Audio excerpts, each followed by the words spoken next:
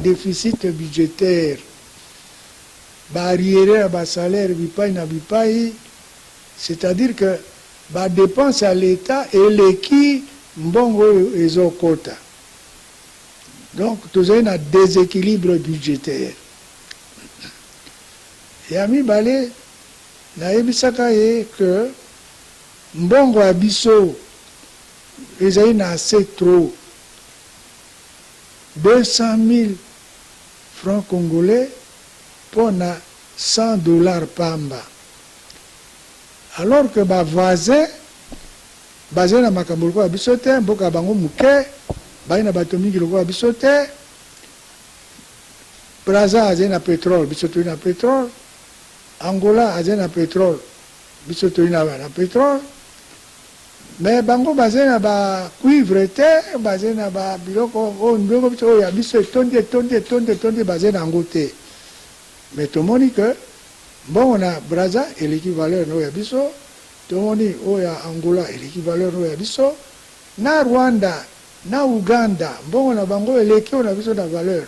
C'est quand on a Lubaka, Tongbawana, Degeni ni président, Tarango Malamu.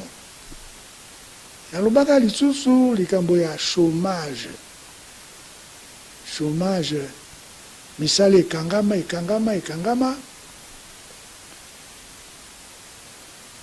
Tant que biso tozo sala na président Mobutu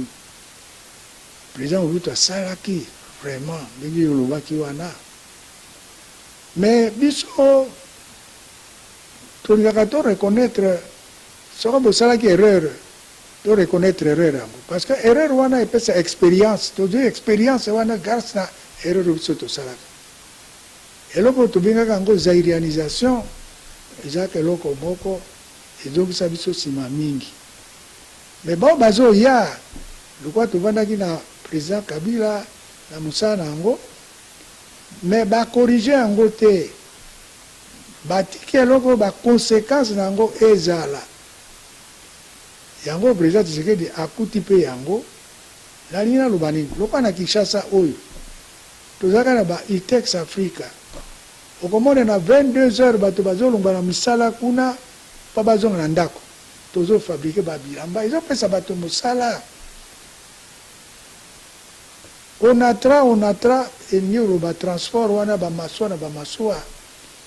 Ba kolon bazaka na intérieur na ba compagnie kuna bazo sala ba production na bango, ezo yele kapoto, onatra ke dako kamataka yango onatra na Kinshasa, azaki na kanaye, na bandaka azaki na kanaye, na ba otala na boulevard wana na boulevard du 30 juin.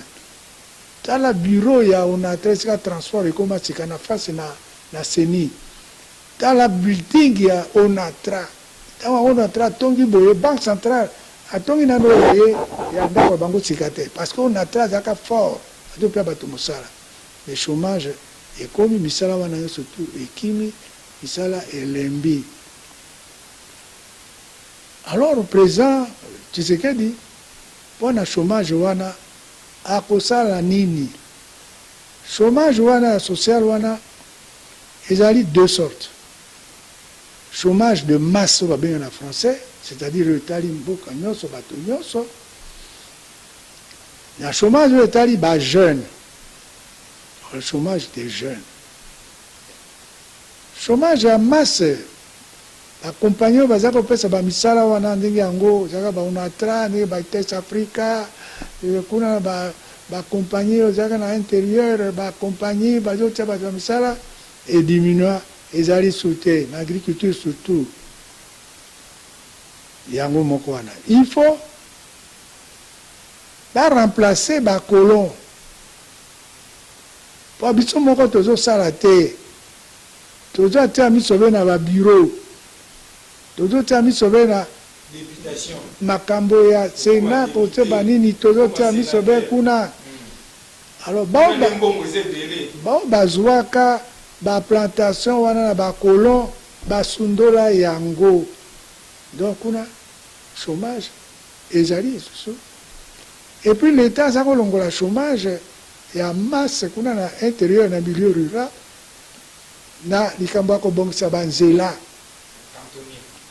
azako tia ba cantonnier babenga bango bato bazako bongisa banzela bazako benga bango ba cantonnier mosala ngo na ba cantonnier ezaki na mutu ya territorial ba administrateur bazaki responsable na bango na ba agent territoriaux na bango na ba chef coutumier na bango et na nzela moko bakopesa cantonnier moko 2 km cantonnier moko 2 km lokola tozali na 140 000 km ya nzela peu près bokozwa à peu près 70 000 cantonniers bazali lisusu te parce que bango bazofutama na sanza e bazosomba biloko ya bato bazosala babiloko na bango bao bakosala bambisi bazosala oyo bazosala banyama na bachasseur bazosala oyo basala bakwanga na bango na baloso na bango na bafufu na bacantonnier bazosomba bongo baportugais epa na biso baportugais kuna na este bazalaki bagrec baportugais bati bamagasin na bango tous les 25 km tous les 25 km 30 km bokozwa 5-6 magasins 5-6 bazolanda mbongo ya bacantonnier wana mpo basombela bango biloko donc kuna na intérieur chômage ezalaka te puisque bato liboso bazalaka mpo l'état ti bango na makasi ifo basala babilanga balia makasi mais ekomaka bato bazi bamoni babandi ozwa bambongo na bango babandi osomba bavelo bazosomba bafono alors bazosomba biloko na bamagasin ekomaka te basala bango lisusu pression te bakoma kolinga bango moko basala mosala bazosala parce que bayi bato bakoya kosombela bango non seulement bacantonnier bazosomba mais biso l'état baterritoriaux tozosomba biloko yango mpo topesa na bapolicier na biso topesa basoda na biso topesa na bahôpitaux na biso e na bamissionnaire bazosala mpo na bainternat bazosomba bato na internat bacompagnie bazosala mpo na batravailleur na bango donc kuna na intérieur ezalaka bien-être ezalaka kuna na kati na intérieur sika makambo yango ezali te bazopesa banzela na ba-ONG ba-ONG basala mosala kwa bibolo elamba yango bibolo awa bongo qualité ya bamisala yango ekesani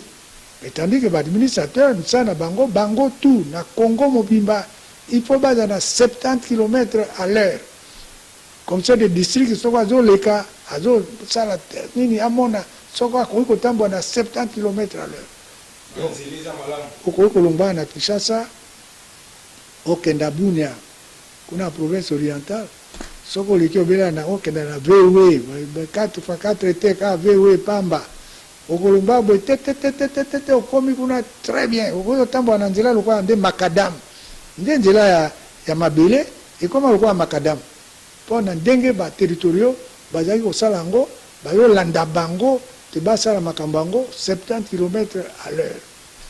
Papa, mozali kokoba na entretien na biso ya mokolo ya lelo régime ya Félix Tshisekedi ye alobi peuple d'abord mason na peuple kasi na faisabilité tozali komona eza kosala mabongo te peuple d'abord ekomi badepute bafutaka bango nano mbongo eleki ebele badepute bazwa bajip badepute bazwa baemolima oyo eleki ebele kasi na ngambo population ya peuple d'abord population baenseignant babakiseli bango kaka 40 000 francs na budget oyo tozali koloba oyo kozala bongo traité bientôt na kati ya parlement na biso 40 000 francs pamba lelo nde tozali koloba grève ya baenseignant ezali parce que baboyi kozonga kelasi pamba te mbongo oyo ba revendication na bango na banque syndicale na gouvernement bayokani te nini Félix asengeli kosala po ete makambo oyo nyonso tu ezonga toyoki mpe lisusu tomoni mpe lisusu gouvernement na biso oyo beuti koleka banda Musée Laurent Désiré Kabila Joseph Kabila ye Félix Tshisekedi ye 60 ministres 24 vice-ministres mbongo nyonso tu ezali kokende na présidence ezali kokende na gouvernement ezali kokende na parlement population azali kozwa eloko te nini Félix esengeli asala mpona likambo wana mpo na ngai wana lobaka na Top Congo ye président Tshisekedi lokwa ye akuti makambo ebeba mingi azala révolutionnaire, azala lokola Mao Tse-tung na Chine, bongo akoredresse. Soko asali na ndenge na Mao Tse-tung te na autorité akolonga te, ikolekoleka. Kombo dictature ezali bien te, ba Belge bazaka babengaka ba Belge ba dictateur te. Mais ba Belge bazaka na autorité pona osala musala nango. Biso tozo bina, biso tozo mela, tozo setanini, mais ba pesi biso pe misala, mais discipline. La discipline est le bâtiment de mindele bakenda on a bakangio bâti ba relégué. Mais en dehors de ça, toujours ça le morceau, toujours c'est là, ba musicien na biso bazo beta ba musique, toujours c'est là. Sika toujours c'est là na ndenge yango, mais bon côté le ko ezaki na flamand. Na flamand bazo calculer minimum vital ya bateau. Bazo bimanango o bazo calculer toujours le bayo moko abo te ba enseignant bazo ya bambo na bango ko kite service ni de calcul ka minimum vital na gouvernement na biso 2 fois par an ndenge ba Belge bazako sala ezali na bana ezali te ezali na hotel mais président Tshisekedi pona ngai soko ninga ko moko Mao Tse-tung akobanda liboso na koboma eloko tosala ya décentralisation politique. Décentralisation olingi oloba nini? Botikeli bato ya base kuna na ba territoire, kuna na ba province, basala ndenge bango balingi. O gouverneur o na ndenge, gouverneur kuna na ndenge, gouverneur na ndenge, mais ba programme yango na bango ezo lekate parce que ba province yango ba pauvre. Basala la décentralisation te na pauvreté, il faut aussi que l'économie est aussi makasi. Si ka boye kuna na ba décentralisation yango, au lieu basala na décentralisation o ya tutelle, c'est-à-dire décentralisation territoriale administrative, basali yango ba kotisi yango na kati na constitution. Donc ce qui fait que si ka ba province kuna soko bango na pouvoir central bazo kanate bakena na tribunal yango cour constitutionnel et mon nation qui nani a raison ceux qui province a raison ce gouvernement central a raison mais bako punir province be bongo tete ba pisi punir la constitution non ba pesa bango autonomie large autonomie na kati nango pona ngai président c'est de abomango parce que ba pesa ka na sous-développement ba pesa ka décentralisation bongo te. Parce que ba moyen nyonso ezala esika moko bongo baza na programme moko ba gouverneur nyonso baza na programme moko bazo landango babenga ngo coordination pe babenga ngo cohérence na kati ya mosala eza esika te okoka sikawa partout bazo longola ba gouverneur koswana na gouverneur bango na ba assemblée yango bazo futa mate parce que mbongo ezali te 3 mois 4 mois même 6 mois. Alors, ba ministre ndenge moko provinciaux 3 mois 4 mois bazoate ba député ba yaki awana Kinshasa et pas la premier ministre kolobane kamata biso longola biso na ba province tia biso na gouvernement central kamata biso ndenge bazoloba na éviter réponse nini premier ministre apesa ki bango mais monani tekelo ko wana ekoka ko salema. Mais ce que vous avez erreur, il faut corriger. Pendant que ça développement, il faut le gouvernement central aussi comme bon se fait contacter ezo kenda wapi. Bongo ya Katanga ezo kenda wapi. Bongo ya Kisangani ezo kenda wapi. Bongo nini ezo kenda président Tshisekedi azo landa. Na bongo yango kesi moko. Ikesi mibale te. Yango ana mobulu ezali na kuzwa bongo yango muso ezali wapi, muso yango ezali pa na pa abomango d'après ngai. Donc sa centralisation. Il y a ça la décentralisation. Bon, ça la décentralisation administrative. C'est-à-dire la tutelle. Il y a ça basa eloko moko ya mabe kuna babomi yango. So basa eloko ina tribunal moko te province akenda ye na gouvernement central na te zai bongo te la tutelle. Oui que mindele. Po basa banda ça décentralisation. babandaka yango na 1957 57 elingi oloba nini elingi oloba 3 ans avant l'indépendance nde bapesi décentralisation na bacollectivité mais décentralisation yango ezali décentralisation politique te ndenge oyo bati na constitution te ezali na la loi e baagent territoriaux bazolanda bacollectivité na ndenge bango basala misala na bango 3 ans avant l'indépendance tout le temps tosalaki na centralisation et le gouvernement central asali plan na ye baplan na ye eza kosala oyo asukasuka ezalaki plan décennal na plan décennal wana makambo nyonso ndenge moko sika baprésident Tshisekedi nazomona ye azolanda esika batikela ye eloko yango na décentralisation aye abomi yango te bon sika tozali na makambo kuna na este este topona seni na bio otuna ngai oyo tokokoma kuna na état de siège mais eloko yango ezali ya état de siège mpenza te ezali nde administration territoriale ezali faible ezali makasi te bapopulation batombokaki te ezali batrouble ya bato ya moyibi aba bana mboka bakei kobombana kuna soko na frontière kuna bango na bato wana baugandais soko baétranger bayaka koatakaka bandeko na bango soko batindeli bango maloba ifo bopesa biso mbongo ifo bopesa biso so bato yango bapesi bango te bayi koatake bango wana kobotola bango babiloko yango ezali administration alors sikasika awa bopesa baadministration yango autonomie basala makambo ndenge bango balingi bon emonani ke ekona kuna na province orientale ekona bena nini makambo ezotambola te bon ye Tshisekedi aye 30 ans d'opposition alors amona yango mabe te azomona yango mpe bien oyo atiki yango yako kaka ye boye alobi na bomi yango sika awa ngai moko na kanati pouvoir na otala makambo yango ezali programme na ngai ezali bo programme na ngai ezali programme na ngai ezali bo sika awa bato balingaka président Tshisekedi te bazotuna ye wapi programme na ye oyo azalaka na yango na UDPS ya 30 ans wapi programme nazomona programme te union sacrée wapi programme yango ezali te mais président Tshisekedi soko ayei nanu mabe oyo aza kotala lokola badécentralisation emonani mabe bachômage emonani bamakambo na ndenge bacantonnier bazali te mpo bazwa bambongo na banini azongisi yango mais nazomona ke président azokamata bamesure oyo elongobani te mpo ye akamata pouvoir na yango na centralisation na centralisation nde akolongola mbongo ya baministre eleki ebele baministre baleki ebele badepute bazali kozwa mbongo ebele peuple azali kosouffrir te soki acentralize pouvoir na ye nde makambo wana nyonso ekosila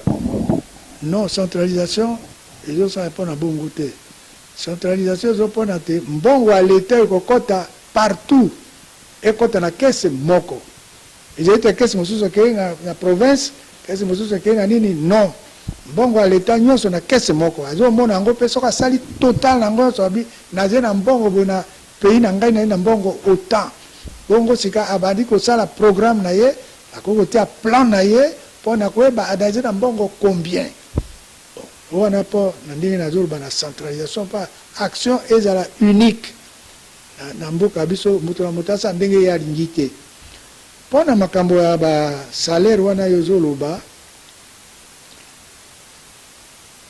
ezali mpe na baministre kuna na baparlementaire na banini ezali mpe ndenge nazoloba wana nabenga yango centralisation te nabenga yango autorité ya président azali chef de l'état pourquoi ye azali chef de l'état azosala mosala na ye na mbongo ya l'état azosala yango na mbongo ya UDPS te azosala yango na mbongo na parti moko te azosala yango na mbongo na baparti te azosala yango na mbongo ya l'état bongo l'état yango 65 ministres population akozwa yango na 65 ministres yango eloko nini soko babalabala ezosala bazobongisa te soko kuna balhôpital bakisi ezali te kuna baéquipement ezali te 65 ministres bon balongola yango 65 Et comment ça 5 ans, combien? Il 57, il 55. Yango ezali. Banani bazo 5 ans, pas parlementaire. Il y a une pression sur le président. Il y a un nombre de députés. Il y a un membre de députés. Il y a un ministre qui balé. Il y a une pression. Le président a dit qu'il y a 55 ministres. Il y a bon, au moins, province, la province, province, la province, ministre moko. Je crois que comme ça, la province est belée. Tant que vous avez 11, vous avez 11. Je crois que vous avez 26, vous avez 26. Mais sous Kawana. Mais dans les Kawana, parce que il faut que un bon gratuité des soins médicaux, gratuité à la primaire. Mais à ça, la gratuité en primaire, mais à ti, le ministre est belé, et nécessaire pour nous faire Samboka. Bon, on va kenda et ça y est, na makambo yo, pour na bazolela, bolongoli minerval. Bongo frais de fonctionnement yango wapi. Bon, ba enseignant bazako doit prime moke na bongo yango ya minerval. Et zali soute ba bandi osenga ba augmentation de salaire. Mais il est président alobana parlementaire que naza bongo ya ko 55 ministres étaient 57 ministres étaient. Na uzong sana 26. Moto ka ko lobana était azo bana bina ina mbongo te pona hotel 26 ekoki bongo kuna travaux publics ba office de route bazena ba niveleuse te bazena ba bulldozer te bazena ba camion te ko na te 340 km ba koma kuna ya lo bina bango kaka na ina mbongo te c'est tout na ko fait 26 oya ko boya ne mais so ye moko président adigeri bango ba ko zandenge yango yesika sikawa. Donc ozali ko kabola makanisi na ba o bazali ko loba ete ba assemblée provinciale union surtout ezali na mboka ezali ko sa eloko te ba boma yango ba boma sénat po bazwa mbongo wana ba tia yango na kati ya social ya peuple pour peuple se retrouver. Sénat ba ko boma yango te. Ezali na constitution mais na démocratie. Sénat est nécessaire ba na chambre des députés. Ce côté la chambre des députés, Sénat a été makambe kozala malamute, kozala makambo so makati makambo ne ye Sénat de motalembisaka yango na mokili mobimba batia 2 chambres wana.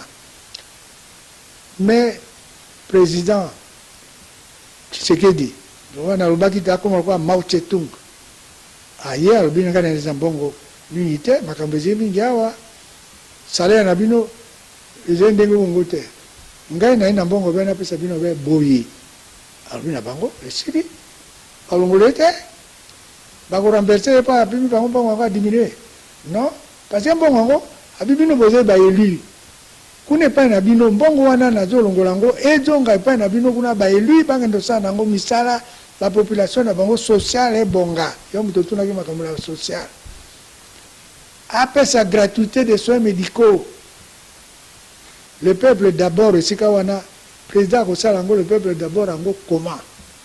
Évitez, n'est-ce pas Kosala? A Okaboulamongo, parcelle na parcelle, après ça, pas ça, bon. Bongo, il est pressé en go.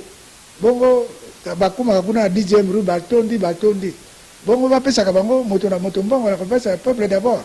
Non! Président, à Kosala Boye, intérêt général. Intérêt général.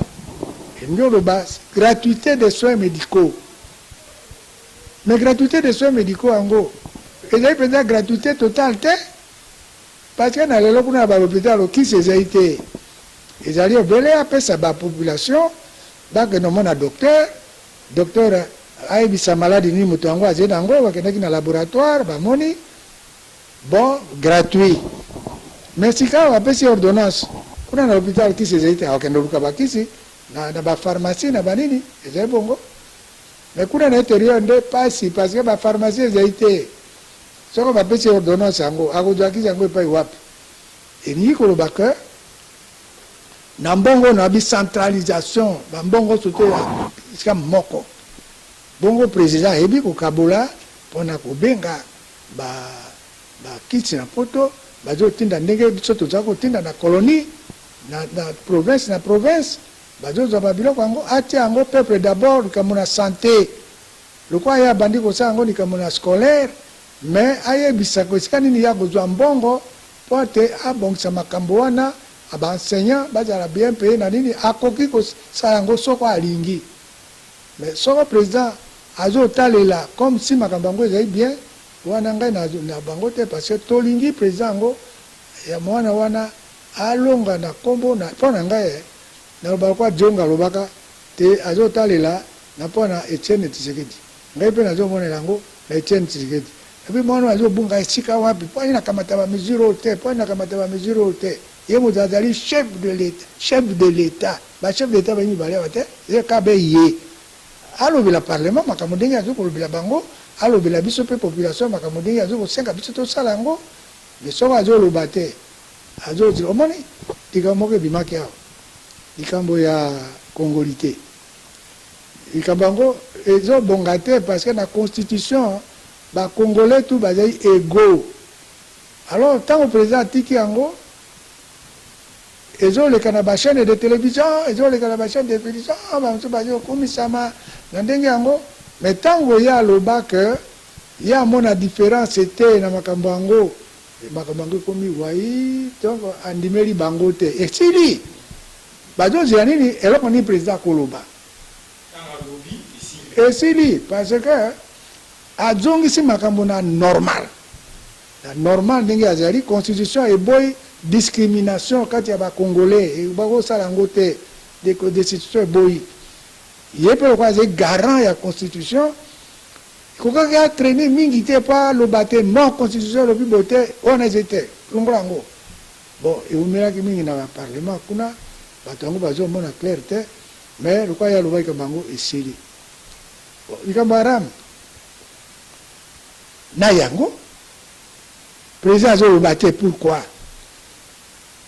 Mao Tse-tung oyo ya baramu wana non ça n'existe pas loi moko elobi yango te nini moko euti te ngai moko mpe nalobi yango te euti wapi eloko oyo baboma yango naoki bazoloba kuna te bakobengaki basala émotion de censure na bani na bino FCC naoki bali bakosala ye te soko bolingi botuna makambo wana botuna premier ministre na gouvernement na yo atiram euti wapi gouvernement na yo kabi kibasa asalaka na gouvernement bao batia ba kibasa ba lukile ba non bongo te batuna premier ministre euti kambo euti na ram euti wapi président mutapesa ki autorisation président république apesa ki autorisation sala ram to yo moko na gouvernement na bato kosali yango babomango babi ekozi kozate silence ya mokonzi ya mboka ndenge azali kolobela kote mpo na ram est ce que azali complice te de président kokoza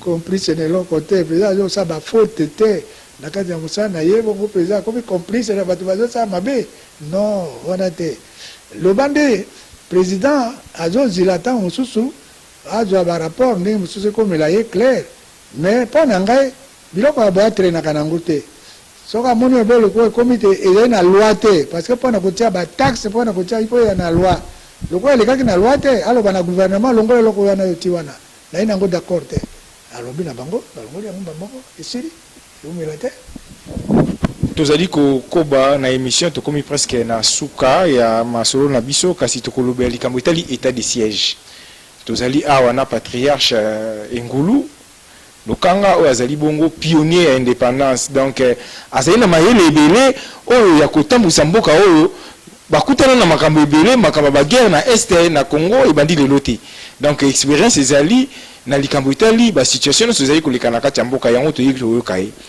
ndeko Engulu état de siège ewumeli mingi parlement auti koproroger susu pour la 9e fois état de siège kasi ezali kosimba kaka te soko ofungoli radio oka bato bakufi na Beni ofungoli télévision bato bakufi na Ituri okende kuna oyoka bakidnape bato oyoka kuna baincendie bamituka okende kuna donc makambo ezali kobonga te uta état de siège ekota nini ezali kobonga te na kati état de siège ndenge oyo ezali komona ezobonga te moki analobaki nao kaka moki azoloba ye alobi bapesa ye mosala wana ya kamata bangala ke ndo bomango wana moki baki de bongo meze bongo te eze bongo te makambo wana ya état de siège nalobaka mba mosusu nalobaka na bino mba mosusu nalobi état de siège eloko babengango état d'exception. État d'exception ezali état de guerre, ezali état d'urgence, ezali état de siège. Bazali différent.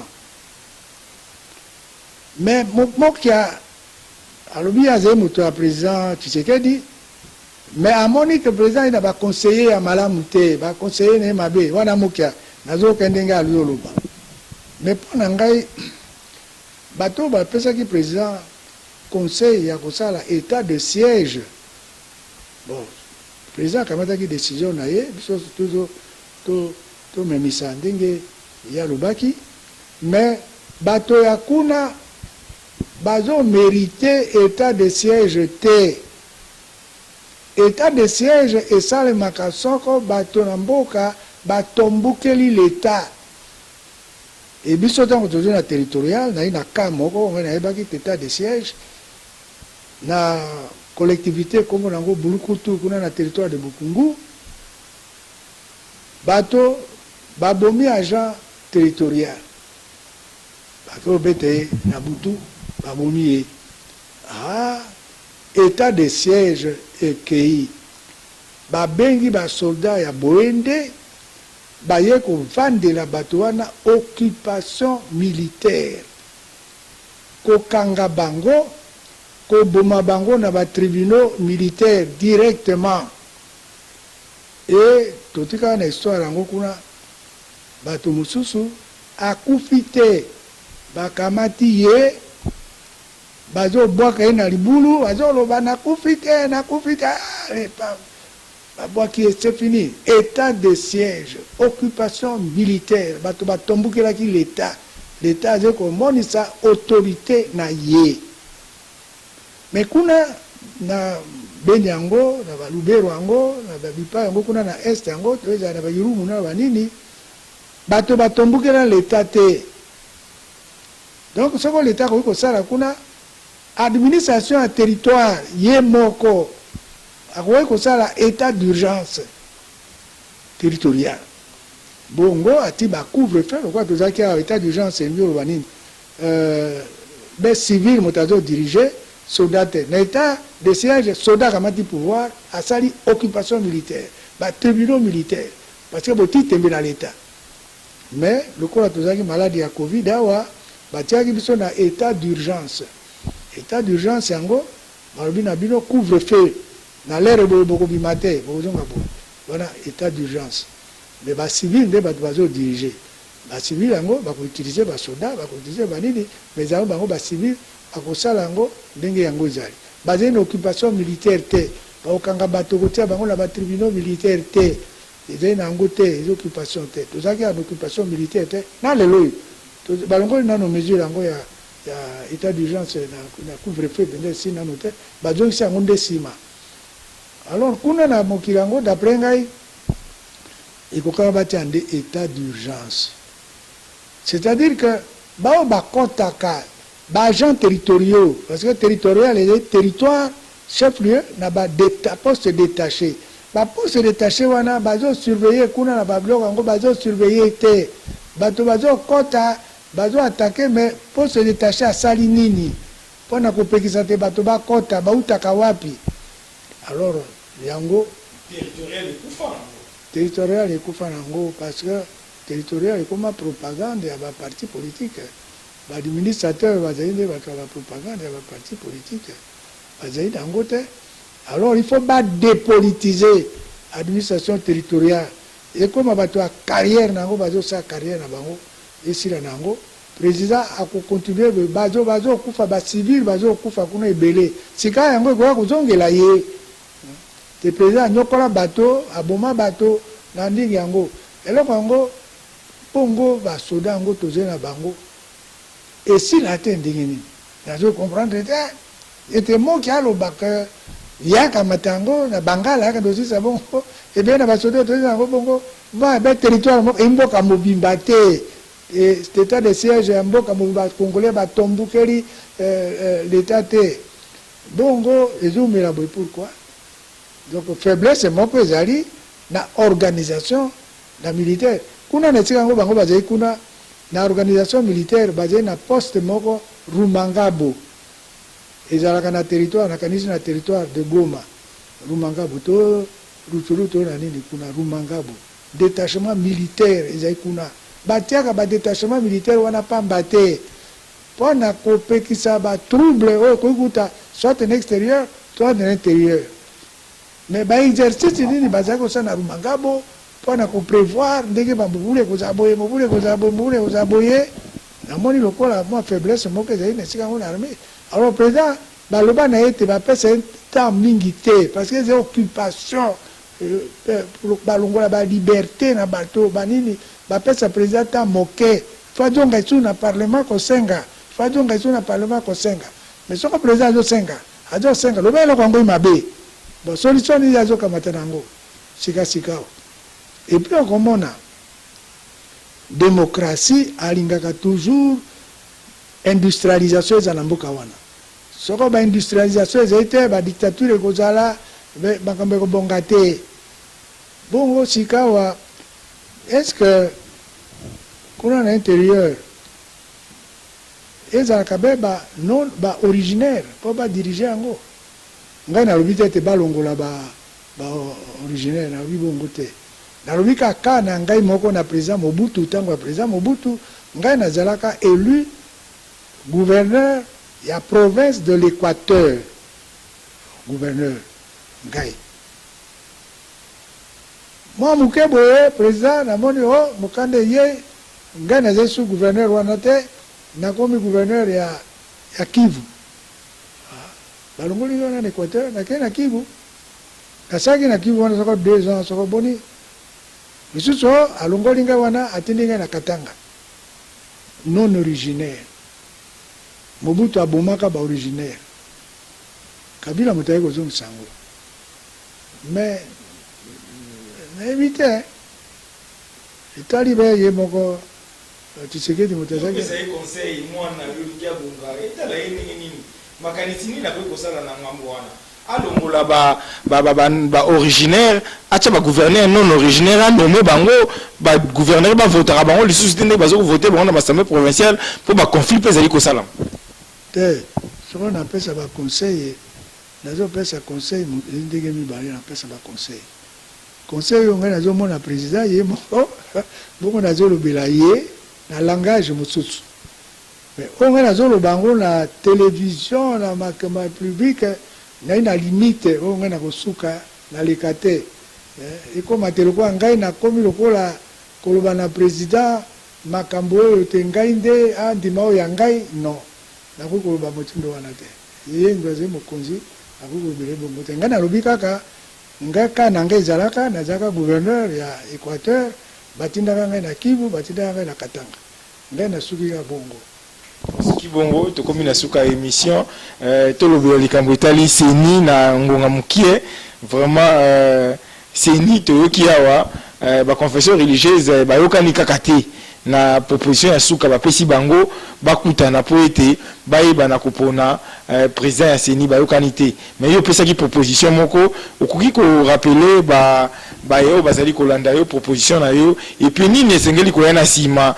soki ete seni oyo bandeko bayokani te donc tokokende na glissement élection kozala te nazoloba awa ke na souhait na ngai nalingi namona président Tshisekedi a changé azala lokola mboka yango ezalaka be bien ekotamba non mboka biso bien te mboka biso ezosala lokola état de guerre oyo bamesure ye azokamata awa azoboma makambo oyo ya seni ye akuti yango kokuta ndenge bapoliticien bazalaki kosala opposition na président Kabila nazali na mokanda moko oyo kiungu auti kokufa wana paix sur ses cendres mais kiungu alobaki alobi tolingi te président Kabila akota na makambo na baélection yango wana bacheni ebima na banini wana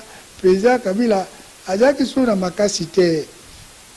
Comment te président Kabila apesaka nzela ke Eden Kojo azali moto ya Togo azalaka politicien ya kuna aya awa mpona kopesa biso mayele ya kobongisa mboka. Nde président Tshisekedi apesi autorisation abenga moto mosusu ayepe chef d'état te aya kobongisela ye makambo na mboka wana. Donc président Kabila azalaki susu na makasi te. Yango wana bapoliticien basalisi ye seni. Bongo ye Tshisekedi azali chef de l'état. L'état azali na ba gouvernement na ye. Na kati na gouvernement na ye, ministère moko s'occupaka na makambo ya ba population, na ba élection, na makambo recensement, na banini ezali ministère de l'intérieur.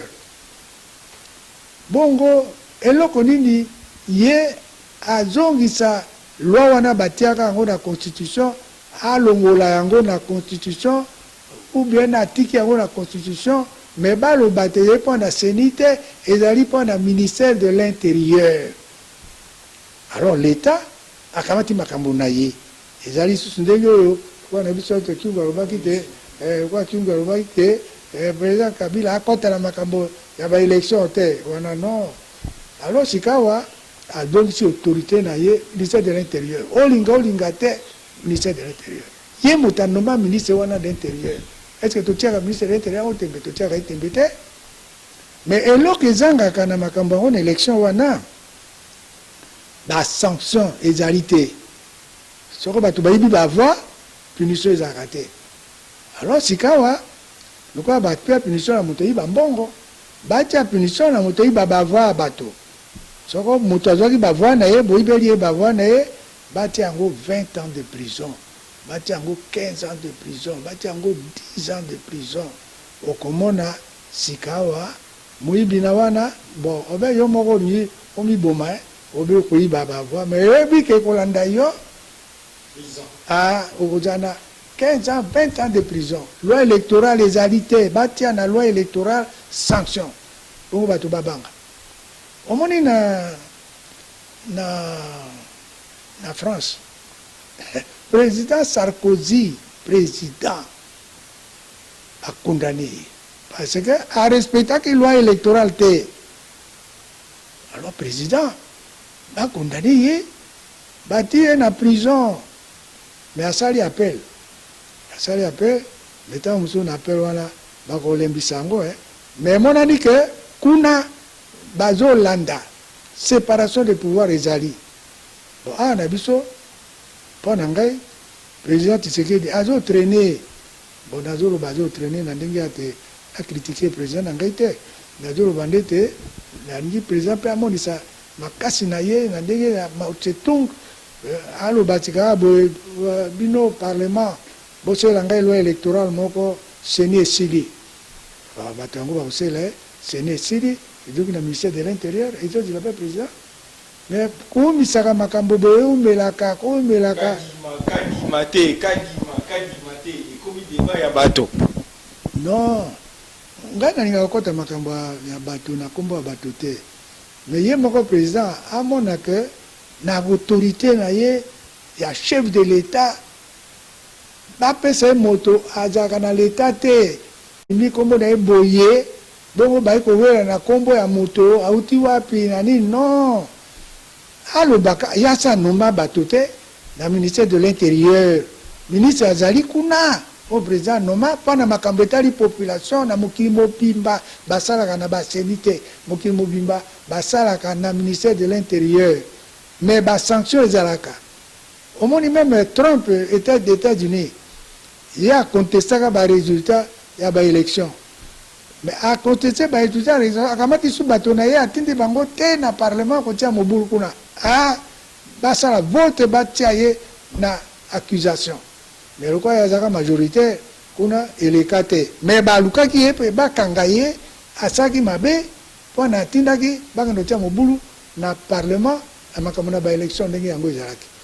Donc ye président Tshisekedi ndenge nalobi awa mpo na kosukisa yango avandisela kwa mosika te aloba mpe na baparlementaire basala eloi balongola seni wana baconflit ya bareligieux banini oyo wana ezali leta te wana ezali bapoliticien batiaka difficulté mpe na président Kabila ntango ako bamonaka akomi faible akomi kobenga nde baedem kojo baya kobongisele makambo yango na bakende obimisele baseni wana. Alors président Tshisekedi azali na moto atie etembeaka sika te ndenge tozomona ya solosolo mpenza ezali te adungisa ministère de l'intérieur asa mosala ye mais bato soki baokita kozongisa ministère de l'intérieur bato mosusu bazala na badute kuna bakoyiba te mais bakotia kuna sanction président Tshisekedi batia sanction nango. Alors bakotia sanction nango ngai nasenga baye ba 10 ans ba 20 ans même mpo babangisa bato bakoka kosala eloko wana te mpo wana point de vue na ngai yango wana. Merci beaucoup, merci patriarche mwana mboka Engulu Lokanga.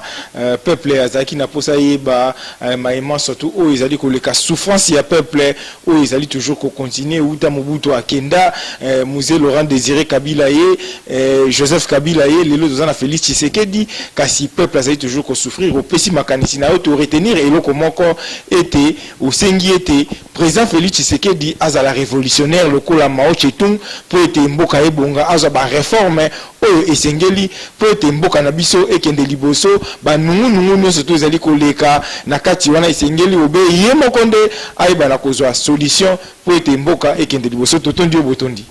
Merci beaucoup. Vraiment bozalaki ebele bolandi lisolo oyo tobeti na mwana mboka Engulu Lokanga oyo azali pionnier de l'indépendance patriarche auti mosika na ba élection auti mosika na o Italie ko diriger mboka na biso uta ba belge tino lelo azali toujours et puis azali toujours ko continuer ko pesa makanisi na ye pe ko pesa proposition et pa ya bakonzi ya mboka po ete mboka na biso ekendi boso wana ezali bongo susi na ye to kute na bino na numéro mosusu ya magazine de Babo Solo soki posa ezali soki makanisi mosusu ezali ya ko pesa to ko ya lisusu et pa ya mwana mboka sénateur Engulu oyo apesi makanisi na ye pe to ko continuer ko yoka ye parce que to tikali ka ko bena ye moko o azali pionnier de l'indépendance sage ya Congo. Botika la malamu tokutena numéro mosusu ya Babo Solo.